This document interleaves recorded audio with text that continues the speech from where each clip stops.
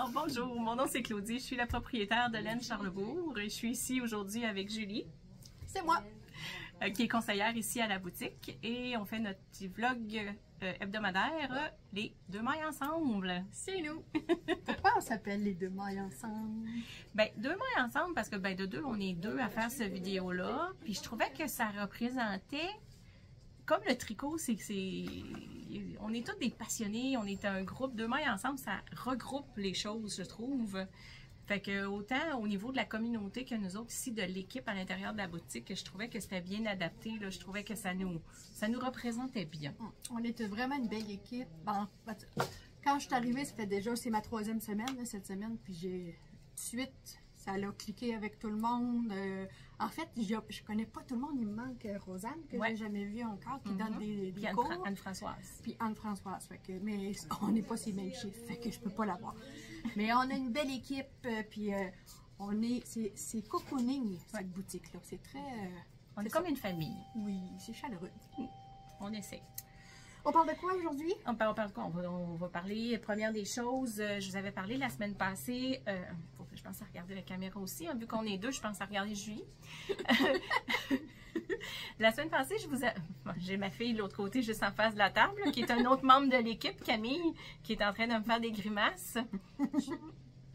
Fait que je vous avais parlé la semaine passée de l'atelier qui va avoir lieu samedi, qui est l'atelier sur les substitutions de laine. Alors cet atelier-là, il reste encore quelques places si ça vous intéresse. Ça va avoir lieu ce samedi de 13h à 15h. C'est au coût de 30 $. Ce samedi 23 septembre. Oui, samedi 23 septembre, donc le samedi qui vient. Vous avez encore le temps. Vous pouvez nous appeler, ça peut être fait. Si vous ne pouvez pas vous y déplacer là, pour payer, ça peut être fait par téléphone, il n'y a pas de problème pour vous inscrire. Puis, je voulais vous annoncer aussi le prochain atelier qui va venir après. Il va avoir lieu, juste un petit instant, le 14 octobre. Et puis, ça va être un atelier au crochet pour apprendre à faire des granny squares. Granny squares qui sont les petits carrés qu'on fait, ou des fois c'est des ronds, des fois c'est des ronds dans des carrés. Des octogones. En tout cas, il y a plusieurs possibilités. Puis, c'est un atelier pour vous apprendre à faire ça. Donc, il peut être pour des personnes qui sont plus débutantes. J'ai pas le prix en ce moment, mais tout sera compris, sauf le crochet, parce que je suis consciente que certaines personnes ont déjà le crochet, mais la laine va être fournie, puis j'aurai suffisamment de crochets, là, si jamais vous n'en avez pas, là, on va pouvoir l'ajouter aussi. Je pourrais vous reparler là, dans notre prochaine vidéo, de vous donner un petit peu plus de détails à ce sujet-là, mais ça s'en vient le 14 octobre, si jamais vous êtes intéressé. C'est Rosanne qui donne ça? Non, celui-là, ça va être, dans le fond, c'est une amie de la boutique, si je peux dire, là, qui fait du crochet, là, qui va donner l'atelier. Si j'ai rien, ça se pourrait que je vienne. Oh, mais même si tu crochettes? Ben oui. Oui, c'est une bonne idée. Moi, je crochette pas. Ben, j'ai déjà fait des granny squares. Mais le crochet, c'est pour ma science. Je crochette pas, mais j'ai déjà fait des granny squares. Oui, mais comme, je fais pas de pâtisserie, mais j'ai déjà fait une tarte. Et voilà. Mais admettons, c'est pas ma spécialité. Moi, je suis vraiment plus tricot. Là. Oui, c'est ça. Non, mais je sais pas. Tant qu'à rien faire un samedi, faut dire faire un tour. Il faut-tu aimer sa job, hein?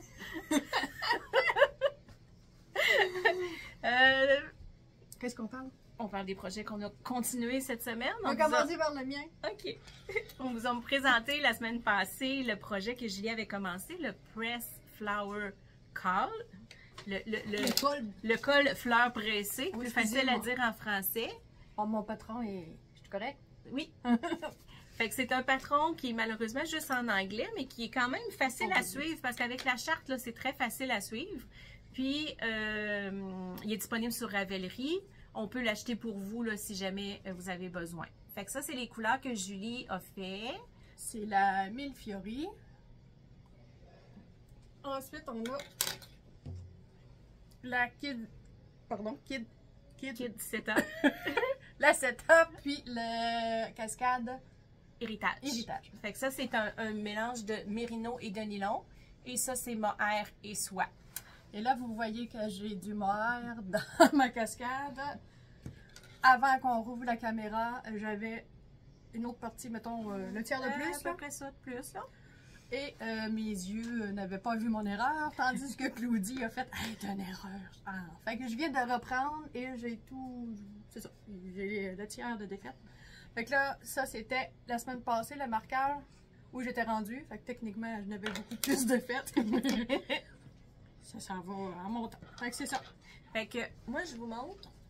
Je suis en train de faire le même col, mais moi, c'est avec les laines plus comme elle avait recommandé.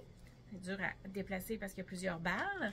Alors, je vous l'avais montré la semaine passée. Moi, je suis rendue un petit peu plus loin. Là, Julie est rendue peut-être ici, là. Ouais. Fait que moi, là, j'ai tout ça de fait. Mais j'ai commencé d'avance. Avant elle. Fait que là, j'ai la première section là, qui est juste les petits points. Après ça, on commence comme les fleurs là, qui sont plus distancées. Puis là, je commence la section où les fleurs sont un petit peu plus rapprochées. J'ai pas tant avancé depuis la semaine passée parce que cette section-là, à peu près ça, c'est que cette section-là ici demande beaucoup plus d'attention que quand les fleurs sont plus éloignées. Puis des fois, quand je tricote à la boutique, ben c'est plus difficile. Je réponds à un client, il faut que je le dépose. Je reviens chercher où est-ce que je suis rendue. Fait que j'ai commencé un autre projet pour faire à la boutique. Puis celui-là ici, je vais le continuer plus chez moi. Fait que le patron, il propose vraiment une laine comme ça, qui est une laine qui est grosseur DK, donc à peu près une aiguille recommandée 3.5. Dans mon cas ici, j'ai pris vraiment ce qui était recommandé parce que je voulais présenter cette nouvelle laine-là qu'on vient de recevoir à la boutique. Tu veux montrer la différence d'échantillon? Oui. T'as quoi comme grosseur d'aiguille, toi? Moi, j'ai pris la même chose. Ouais. Souvent, moi, quand c'est des cols, des châles, puis tout ça, je fais pas d'échantillon. Parce que je me fous un petit peu que ce soit 1 centimètre de plus, 1 centimètre de moins, c'est pas bien grave. Julie n'a pas fait d'échantillon non plus, mais on n'a pas du tout la même tension toutes les deux. Attends, je vais le mettre sur... C'est sûr qu'on n'a pas la même laine, ça joue aussi. Mais n'empêche que les 3 fils ensemble, les 3 fils que j'ai, devraient donner un échantillon des cas pareil. Oui. Sauf que moi, là, je suis en 4 mm au lieu de 3.5 comme la designer demande. Et j'ai ça de moins que celui-là de Claudie. Fait que Julie travaille plus serré que moi.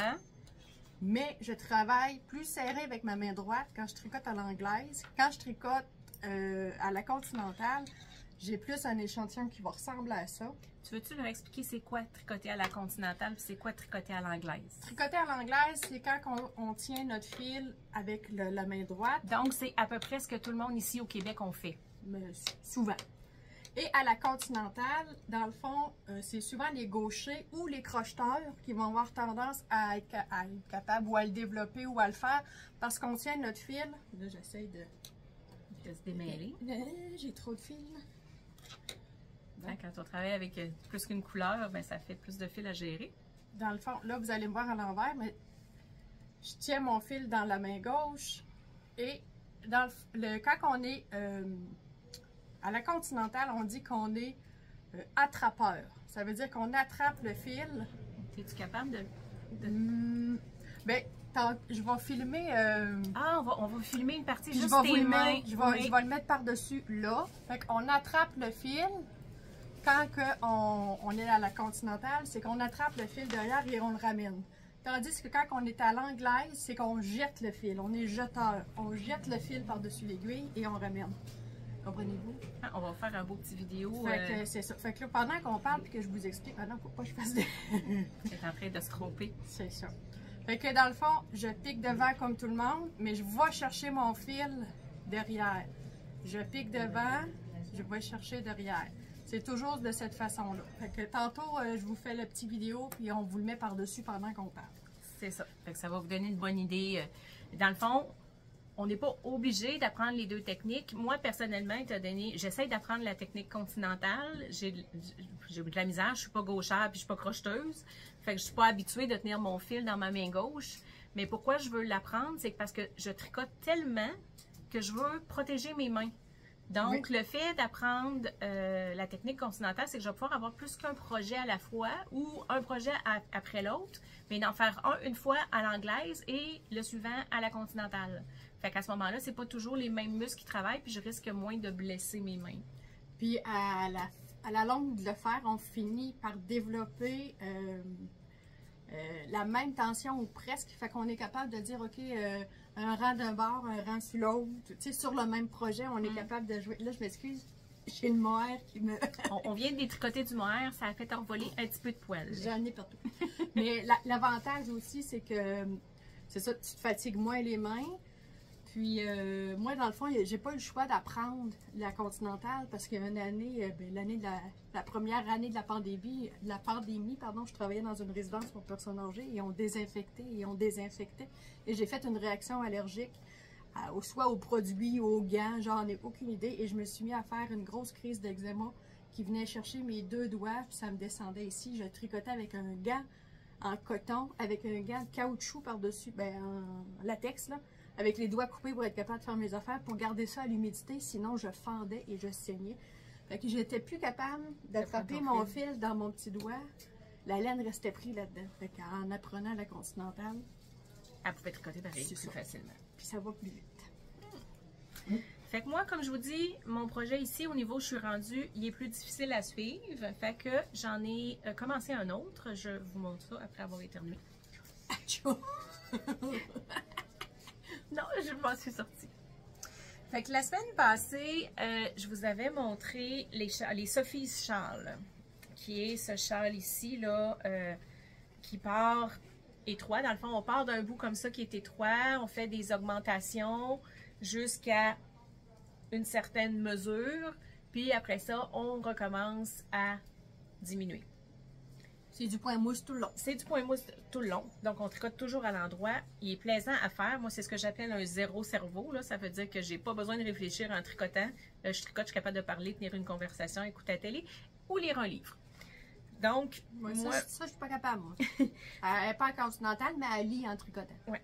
Fait que, comme je vous disais la semaine passée, cette laine-là qui a été hyper populaire, il m'en reste encore un petit peu, mais malheureusement, elle est discontinuée. Fait que je voulais... La tiramisu. Ça, c'est la tiramisu. Elle est discontinuée de la part de Berroco. Donc, je voulais trouver d'autres choses pour offrir le même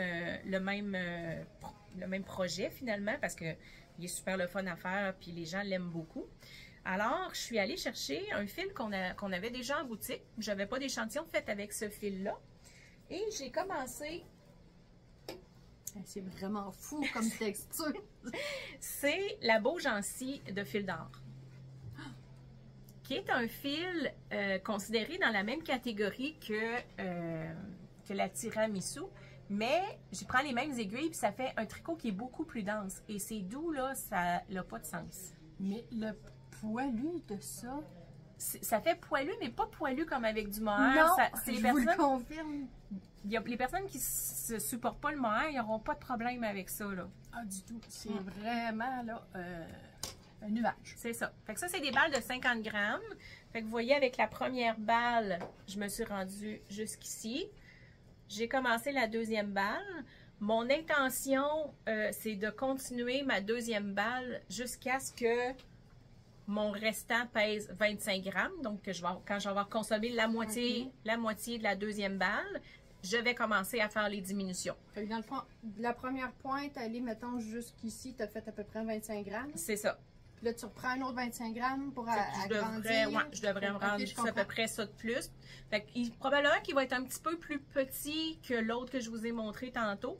Mais le patron, en fait, le patron offre 3 grandeurs de ce châle-là. Moi, celui que j'ai fait, le coloré, celui en tiramisu, c'est la grandeur du milieu.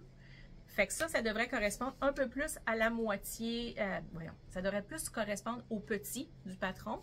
Mais parce que l'échantillon est pas pareil. Non, l'échantillon, ben, ça fait plus serré parce que la laine, même si c'est la même catégorie de laine, est un petit peu plus grosse, elle est plus solide, elle est plus...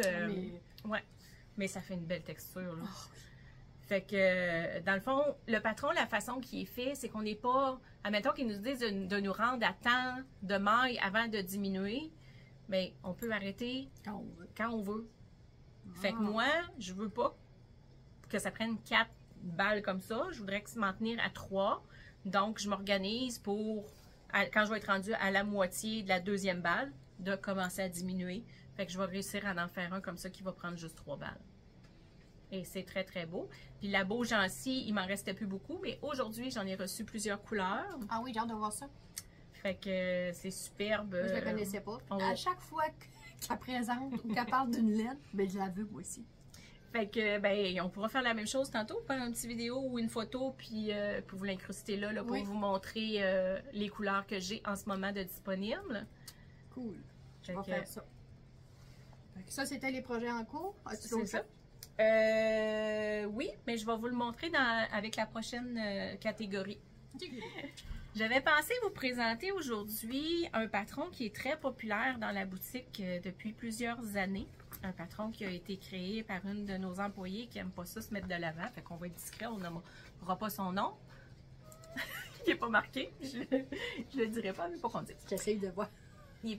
Fait que le patron, c'est la tuque Mia. C'est une tuque qui est très, très populaire là, dans la boutique. Là, on la fait souvent, aussi beaucoup avec nos élèves. Je pense que je viens de voir. On la fait beaucoup avec nos élèves, entre autres les élèves qui commencent des cours, qui ont déjà tricoté, mais soit que ça fait longtemps ou qui connaissent leur maille en droit, maille envers, savent comment monter des mailles, mais qui ne sont pas vraiment à l'aise pour faire un projet. Fait que c'est souvent le genre de choses qu'on fait avec eux autres. Parce que ça inclut du montage de mailles, les côtes maille en droit, maille envers. On a du pointerie qui nous permet d'apprendre à lire le tricot. Fait que c'est un beau projet là, pour commencer. Puis après ça, ben, selon comment ça va avec ce projet-là, ben, on voit où est-ce qu'on peut aller avec eux autres après. Fait que nous autres, on a en plusieurs exemplaires dans la boutique. La version originale avait été faite en partenaire 6. Qui est une tuque là, que j'ai encore dans la boutique. Et voilà, je vais la montrer. Qui est celle de la photo. Fait que celle en partenaire 6, dans le fond, celle-là. C'est celle-là ici. Je vais essayer de la placer comme il faut. Fait que on voit bien là, la section là, en jersey, puis la section en point mousse. Oui, celle-là, il y a mis un beau petit pompon. Fait que ça, c'était la version originale. C'est ce que j'utilise dans mon cours que je donne à domicile, sous forme de démonstration tricot, comme des hôtesses. Je l'utilise comme deuxième patron pour les débutants. Dans le fond, quand ils ont fait leur premier projet qui se trouve être des pantoufles de grand-maman, bien, ils peuvent passer à ce deuxième projet-là, qui se trouve, ben là, on tombe en rond, puis j'ai bien hâte de la faire.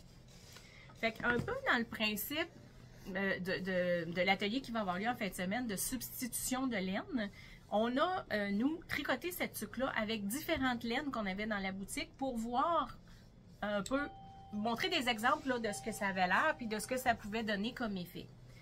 Fait qu'un des exemples que j'ai à vous montrer, qui est celle-là ici, qui est tricotée avec la vintage Chunky de Berroco. Ça fait bien. Fait que la différence avec la version originale, la Vintage Chunky, c'est une laine qui est une petite affaire plus molle. Ça lui donne quand même une tuque qui se tient bien, oui, mais plus molle un petit peu que ce qu'on avait fait avec la Partner 6. Ça a donné un très bon résultat.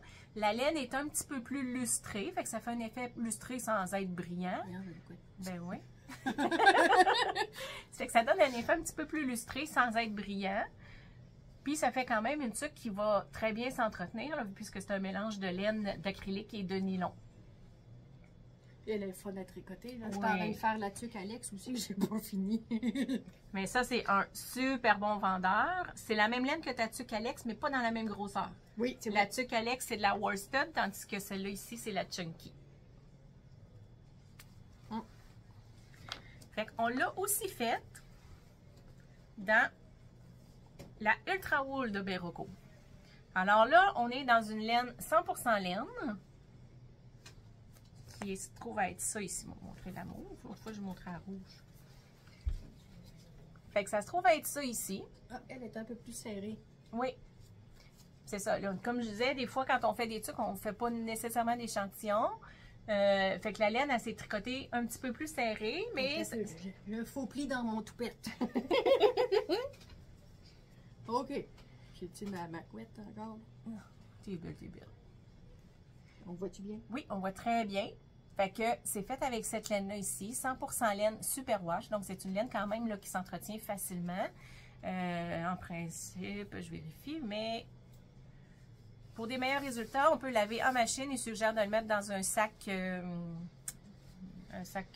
mèche. Merci Camille de l'autre côté de la table. Donc, on peut le mettre dans un sac mèche. Ils disent qu'on peut le mettre à la sécheuse à cycle délicat. Personnellement, moi, c'est pas quelque chose que je fais parce que la sécheuse, quand on sèche complètement, ça vient cuire la laine. Donc, ça fait une usure là, qui est beaucoup plus rapide là, pour la laine. Elle pourrait-tu boulocher plus rapidement si oui, elle pourrait boulocher plus rapidement là, si on la met à la sécheuse. Fait que moi, j'aime mieux laver à machine, oui. Ça, j'ai pas de problème. Mais de toute façon, avec nos essoreuses maintenant, l'essorage avec les machines, ça enlève tellement d'eau que ça prend pas beaucoup de temps pour sécher. Ça spine quelque chose de rare. C'est ça. On a fait une troisième version, mais là, avec quelque chose de complètement différent. Je suis allée chercher, encore dans le Berroco, je présente beaucoup de Berroco aujourd'hui. Hein? Thématique Berroco. Ben oui. Alors, c'est la laine Ultra Wool de Berroco. C'est une laine... oui, Ultra Alpaca, c'est en tout l'Ultra Wool. Une chance que la productrice, l'autre côté, nous reprend. Fait que c'est une laine qui est 50% alpaca et 50% laine péruvienne. J'aime le mélange. Si ça avait été 100% alpaca, ben moi j'ai mis un fil de mohair, fait que ça n'aurait pas été si pire. Mais si ça avait été juste 100% alpaca sans fil de mohair, l'alpaca ça s'étire énormément. Donc probablement que la tuque avec le temps, la chaleur de la tête, elle serait devenue trop molle. Il aurait fallu rapetisser l'échantillon en fait. Il aurait fallu rapetisser beaucoup l'échantillon, puis même là, ça s'étire. Ça finit tout le temps par s'étirer puis devenir trop grand. Okay. Le fait qu'il y ait 50% laine, ça vient comme compenser cet effet-là d'étirement. Puis, moi, tantôt, c'était des laines chunky. Là, c'est une laine worsted auquel j'ai rajouté du mohair. Fait que ça l'a permis, même si la laine était plus petite, de remplir les trous, si on veut, pour avoir une tuque. Fait que ça l'a donné, ça ici, qui est une tuque, vous le voyez bien, qui est prise là. Ouais. Ok, excusez. elle a resté prise sur le... Non, c'est nous autres qui l'attachent. Ah, ok! Parce qu'on s'est déjà fait voler des tuques, alors on apprend de nos erreurs. Hein? C'est bien ça! Fait que ça donne ça. Comme vous pouvez voir, c'est une tuque qui est beaucoup plus molle. Parce que je travaillais avec une laine qui est worsted et un fil de mohair. Donc, ça faisait quand même... j'ai l'échantillon, mais ça donnait quelque chose de plus lousse comme maille parce que la laine est plus petite. Fait que ça donne une tuque qui est plus slouchy, qu'on appelle, les tuques qui pendouillent, là. Fait que c'était un petit peu ça le but aussi. Puis moi, j'ai fait ça parce que je voulais montrer que c'est pas parce qu'il y a une laine qui est recommandée... c'est pas parce qu'il y a une laine qui est recommandée dans un patron qu'on est obligé de prendre ça. On peut faire d'autres choix. Il faut savoir que ça peut avoir un effet différent. Je le savais. Oui, ça donne une bonne idée. Je savais que ça allait donner quelque chose de plus mou. Mais c'est ça que je voulais dans le fond. Les têtes sont là. C'est ça. Fait que c'est ça. C'est un effet différent. Très agréable à tricoter, même avec 2 fils. Vous savez, travailler 2 fils, il y en a qui ça fait énormément peur, là, mais c'est pas vraiment plus difficile de travailler avec 2 fils. Il faut juste faire attention de s'assurer qu'on a pris les 2 brins. Mais même si je veux dire, même si sur une maille, on a juste un brin de laine puis on oublie le brin de mohair, c'est pas tragique, là. Fait que c'est quelque chose qui se fait quand même bien. Ouais. Fait que ça, c'est un patron qui appartient à Laine Charlebourg, qui est disponible sur notre boutique en ligne, donc à laincharlebourg.com, et qui est aussi disponible sur Ravelry. Pour ceux qui ne connaissent pas Ravelry, il faut que vous alliez voir ça, vous n'avez pas le choix. C'est un site Internet. Ouais. C'est un site Internet qui regroupe des patrons de tricot et de crochet de designers à travers le monde. Il y en a un puis un autre. Il y en a au-dessus d'1 million. J'ai fait une vidéo pour expliquer comment ça fonctionnait il y a au-dessus d'1 an, puis on était déjà dépassé le million. Puis il y a des patrons qui s'ajoutent à tous les jours. Il y en a qui disent qu'ils ont de la misère à trouver des patrons français, mais c'est plein de patrons français. Si jamais vous avez de la misère à vous retrouver là-dessus, en décembre, je vais donner un atelier sur l'utilisation de Ravelry. Je vais vous en reparler quand on va être rendu là. Mais quand on est une tricoteuse, qu'on aime ce qu'on fait, que c'est un art qu'on aime, crocheteuse aussi, là, il y a des patrons de crochet, il ne faut pas passer à côté de Ravelry. C'est la source aujourd'hui pour aller chercher des patrons. C'est ça. T'as pas un autre... Ah oui! J'étais en train d'oublier la crème sur le sundae. Je suis en train d'en faire une autre. On dit pas la cerise sur le sundae. C'est quoi, j'ai dit la crème sur le sundae. On parlait de crème puis de beurre la semaine passée. Voilà. Fait que, dans le fond, c'est une laine qu'on n'a pas encore ici. Et je vous donne pas les détails encore. Nous autres, ce qu'on fait des fois, quand il y a une laine qui nous intéresse puis qu'on veut l'essayer, ben on s'en achète un sac puis on fait des essais. On la tricote. Je suis prête à aller me coucher. On la tricote, on l'essaye. Moi, j'ai essayé de faire la tuque Mia, justement, parce que ça correspond à cette grosseur de laine-là. J'ai une employée aussi qui a une balle de laine qui va faire un autre projet avec. Je vous dirais que là où j'en suis, c'est comme 95% sûr que ça va rentrer dans la boutique. Fait que quand on aura ça ici, là, je pourrais vous en parler un peu plus, là. Fait que ça va être une, deux, trois, quatre, une 5e version de Mia. Ben oui, on l'aime-tu la Mia, vous pensez? Hein? Fait que celle-là, je pourrais vous la montrer quand je l'aurai finie aussi, là. Mais c'est sûrement une laine qu'on va avoir très bientôt à la boutique. Et voilà. Est-ce qu'on a tout présenté aujourd'hui? Ben moi, j'ai tout présenté. On a moins de choses à dire que la semaine passée, mais ça variera. Des semaines, on en aura plus, des semaines, on en aura moins. J'ai quelque chose à dire. Oui, possible. On l'enlèvera au montage si tu veux pas qu'il apparaisse. On commence à avoir des téléphones de résidence, de HLM, les RPA, résidences pour personnes âgées, les HLM, tous les organismes là, qui commencent à vouloir avoir des cours quand que moi je me déplace. Puis, dans le fond, si vous voulez partager les vidéos de Julie Parlène Charlebourg, que Claudie partage aussi, puis tout ça, bien, cette clientèle-là, là, ça m'intéresse aussi. Là, fait que c'est pas juste du à domicile pour une gang de filles, là. C'est juste, c'est pas juste pour eux autres, c'est pour tout le monde. C'est un service qu'on offre, là. Ça peut être des RPA, mais ça peut être quelqu'un... une maison des jeunes? Oui, pourquoi pas. Mais ça peut être une madame qui a le goût d'apprendre ou un monsieur qui a le goût d'apprendre à tricoter, mais qui ne veut pas ou ne peut pas sortir de chez lui. Puis il invite d'autres personnes à l'accompagner puis à suivre des cours. Fait que il y a plusieurs possibilités. Là. Julie va s'adapter, elle va vous confirmer. C'est ça, mais je pensais aussi que, tu sais, des fois dans les RPA ou même dans les grosses résidences qui sont gérées, là, Cogir de Saumon, tout ça, des fois, l'organisme en tant que tel ne veut pas organiser, mais vous avez le droit de recevoir du monde dans vos appartements. Fait qu'on peut le faire dans votre appartement. Vous pouvez me recevoir comme hôtesse ou autre, tu sais, pour faire les cours. Là. Fait que je trouve que... Mais là, c'est le fun, ça commence à appeler. Puis, oui. Fait que je ne sais pas si ça vous intéresse. C'est tout? C'est tout pour le moment. Fait que, ben, laissez-nous vos commentaires. Avez-vous aimé ça? À la semaine prochaine! Oui, on vous revient là. On va essayer de sortir ça tous les vendredis. J'aimerais ça. Ben, en tout cas, en autant qu'on soit capable de filmer le jeudi. C'est ça. C'est ça le problème. C'est les temps qu'on soit ensemble. Tu sais, le vendredi, Claudie est en congé.